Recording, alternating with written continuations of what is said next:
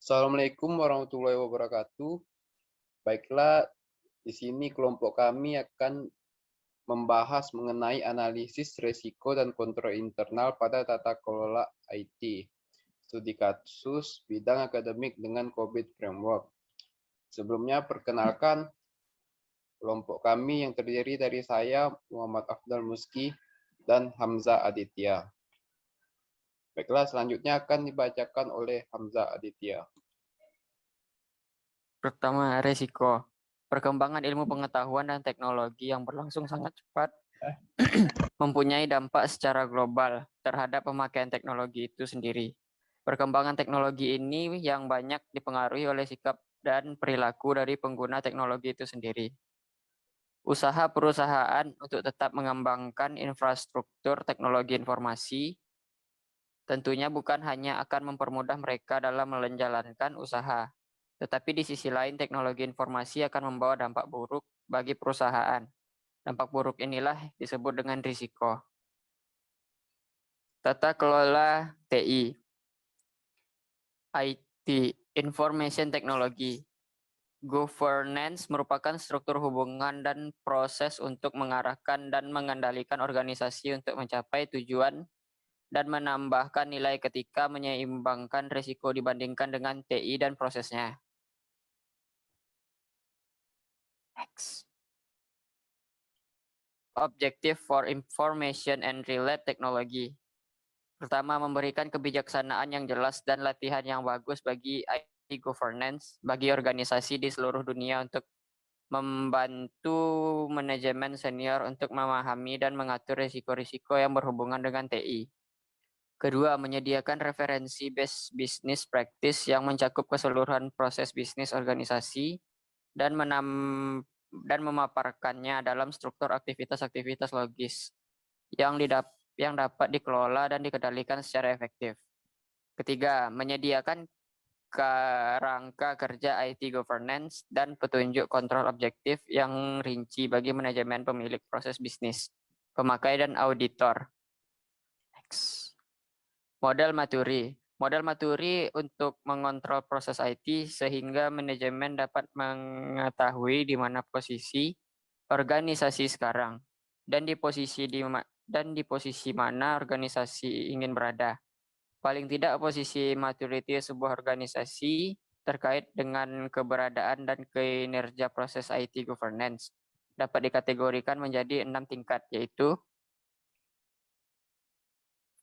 yang pertama, non-existent atau tidak ada, merupakan posisi kematangan terendah yang merupakan suatu kondisi di mana organisasi merasa tidak membutuhkan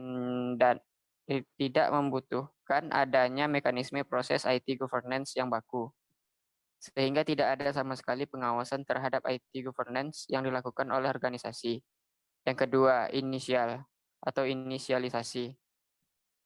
Sudah ada beberapa inisiatif, mekanisme perencanaan, tata kelola, dan pengawasan sejumlah IT governance yang dilakukan, namun sifatnya masih ad hoc, sporadis, tidak konsisten, belum formal, dan reaktif. Yang ketiga, repeatable, dapat diulangi. Kondisi di mana organisasi telah memiliki kebiasaan terpola untuk merencanakan dan mengelola IT governance dan dilakukan secara berulang-ulang secara reaktif, namun belum melibatkan prosedur dan dokumen formal. Definite atau ditetapkan. Pada tahapan ini, organisasi telah memiliki mekanisme dan prosedur yang jelas mengenai tata cara dan manajemen IT governance, dan telah terkomunikasikan dan tersosialisasikan dengan baik di seluruh jajaran manajemen. Manage atau diatur merupakan kondisi di mana manajemen organisasi telah menerapkan sejumlah indikator pengukuran kinerja kuantitatif untuk memonitor aktivitas pelaksanaan manajemen IT governance. Optimis atau dioptimalisasi. Level tertinggi ini diberikan kepada organisasi yang telah berhasil menerapkan prinsip governance secara utuh dan mengacu best practice di mana secara utuh telah diterapkan prinsip-prinsip governance seperti transparansi, accountability, responsibility, dan fairness. Analisis data. Pengumpulan data dilakukan dengan mengedarkan kuesioner kepada 37 responden tersebut, di mana selama pengisian kuesioner tersebut peneliti mendampingi objek penelitian dengan tujuan untuk menjawab pernyataan yang mungkin muncul dari para responden. Jumlah responden yang dimiliki untuk pengisian kuesioner dalam penelitian ini sebanyak 37 orang. Responden yaitu meliputi karyawan P2 ICT dan karyawan BAK, dosen dan mahasiswa Unisbank. Tingkat akhir, responden yang dipilih adalah mereka yang mempunyai kemampuan untuk menilai penggunaan TI saat ini berkaitan dengan kegiatan layanan akademik Unisbank. 3. Data dari hasil penyebaran kuesioner dikatakan tidak layak jika ada butir pertanyaan yang tidak dijawab atau pengisian tidak sesuai dengan petunjuk yang telah ditentukan, sehingga data kuesioner tersebut tidak dapat diolah lebih lanjut. Jika semua butir pertanyaan yang ada dijawab sesuai dengan cara pengisian kuesioner, maka data kuesioner tersebut dikatakan layak sehingga dapat diolah lebih lanjut. Selanjutnya, teknik pembuatan skala. Yang pertama ada uji validitas. Tujuan uji validitas instrumen dalam penelitian ini adalah untuk memastikan secara statistik apakah butir pertanyaan yang digunakan dalam penelitian valid atau tidak. Dalam arti dapat digunakan dalam pengambilan data penelitian. Dalam pengujian ini digunakan uji terpakai, yaitu kuesioner yang sudah terkumpul dan dilakukan tabulasi. Yang kedua ada uji reliabilitas. Uji reliabilitas dilakukan untuk mengetahui seberapa jauh hasil pengukuran tetap konsisten. Apabila dilakukan pengukuran 2 kali atau lebih terhadap gejala yang sama menggunakan alat pengukur yang sama. Hasil penyebaran kuesioner. Hasil perhitungan kuesioner untuk menentukan tingkat model maturity masing-masing kontrol proses dengan perhitungan menggunakan persamaan matematika dan skala pembulatan indeks.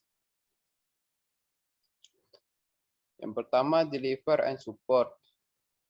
Mendidik dan melatih. Jumlah pertanyaannya ada 10, jumlah jawabannya 36, indeksnya 3,6, tingkat model maturity-nya 4. Yang kedua, mengolah data, jumlah pertanyaannya 16, jumlah jawaban 55, indeksnya 3,43, tingkat model maturity-nya 3. Bagian monitor dan evaluate, memonitor kerja TI, jumlah pertanyaannya 11, jumlah jawabannya 37, indeks 3,36. Tingkat model maturity-nya ada 3. Mendidik dan melatih user. Berdasarkan model maturity, proses ini berada pada tingkat 4 diatur, artinya program pendidikan dan pelatihan SDM sudah dilakukan secara terpadu dengan hasil struktur. Institusi menjadikan program pendidikan dan penelitian sebagai salah satu hal pertimbangan dalam peningkatan jalur karir SDM. Pengkajian ulang setiap penyelenggaraan pelatihan dan program pendidikan dilakukan secara terjadwal dan pembaharuan program pelatihan dan pendidikan selalu dilakukan. Mengolah data. Institusi sudah memahami kebutuhan akan manajemen data yang dilakukan antar unit kerja yang ada di institusi. Dengan tanggung jawab manajemen data sudah ditetapkan dalam hal ini adalah P2ICT, monitor dan evaluasi. Berdasarkan model maturity, proses ini berada pada tingkat 3 ditetapkan, artinya sudah terdapat standarisasi proses monitoring yang dikomunikasikan ke seluruh unit kerja yang ada di institusi. Namun penilaiannya hanya dilakukan terhadap proyek TI tertentu yang tidak terintegrasi dengan seluruh proses TI yang ada. Yang kedua, program pendidikan dan pelatihan untuk monitoring diberikan untuk staf yang bertanggung jawab atas monitoring kinerja TI. Yang ketiga, pengukuran kontribusi fungsi layanan yang diberikan kinerja TI terhadap kinerja institusi sudah didefinisikan sesuai dengan kriteria operasional dengan pengukuran kinerja TI maupun pengukuran kepuasan pengguna layanan sistem informasi akademik. Selanjutnya, sebaiknya P2ICT sebagai pihak yang bertanggung jawab terhadap pengelolaan TI telah menentukan batasan proses yang harus beroperasi dengan laporan monitoring sudah diformalkan dan distandarisasi. Yang terakhir, TI, teknologi informasi yang ada sudah terintegrasi dan mempengaruhi keseluruhan unit kerja di institusi. Rekomendasi IT Governance Lembaga berdasarkan hasil kuesioner dan pemetaan model maturity terhadap pengelolaan TI di lembaga saat ini, maka dibuatlah rekomendasi pengelolaan TI, di mana rekomendasi tersebut dibuat untuk meningkatkan tingkat maturity pengelolaan TI sehubungan dengan kegiatan layanan akademik. Berdasarkan visi misi, tantangan masa depan, dan tingginya harapan manajemen Unisbank terhadap proses teknologi informasi untuk dapat mendukung pencapaian tujuan Unisbank, setidaknya tingkat maturity pengelolaan TI yang dilakukan minimal harus berada pada tingkat level 4 atau diatur, di mana proses dimonitor dan diukur menggunakan indikator tertentu. Yang terakhir, kesimpulan. Dari hasil penelitian didapatkan bahwa lembaga Unisbank memiliki pengelolaan TI dalam mendukung layanan akademik dan dirasakan perlu dilakukan perbaikan terhadap beberapa kontrol proses yang dirasakan sangat penting menurut lembaga yang terkait saat ini. Penentuan kontrol proses, melatih dan mendidik user, mengelola data dari domain delivery dan support memonitor dan evaluasi kinerja teknologi informasi dari domain monitor dan evaluate merupakan kontrol proses yang penting untuk diperbaiki. Terakhir, dalam pembuatan rekomendasi IT governance dilakukan berdasarkan posisi maturity masing-masing kontrol proses tersebut. Untuk menentukan maturity tersebut menggunakan model maturity yang merupakan pemetaan yang menggambarkan kondisi kontrol proses tersebut pada saat ini, dan dilakukan perbandingan antara keadaan saat ini dan hasil pemetaan. Dari model maturity tersebut didapatkan bahwa kontrol proses, melatih dan mendidik user berada pada posisi dapat diulang. Mengelola data berada pada posisi dapat diulang, memonitor dan evaluasi kerja TI berada pada posisi inisialisasi. Baiklah, sampai di sini saja presentasi dari kelompok kami. Apabila ada kekurangan, mohon maaf. Kami akhiri. Wassalamualaikum warahmatullahi wabarakatuh.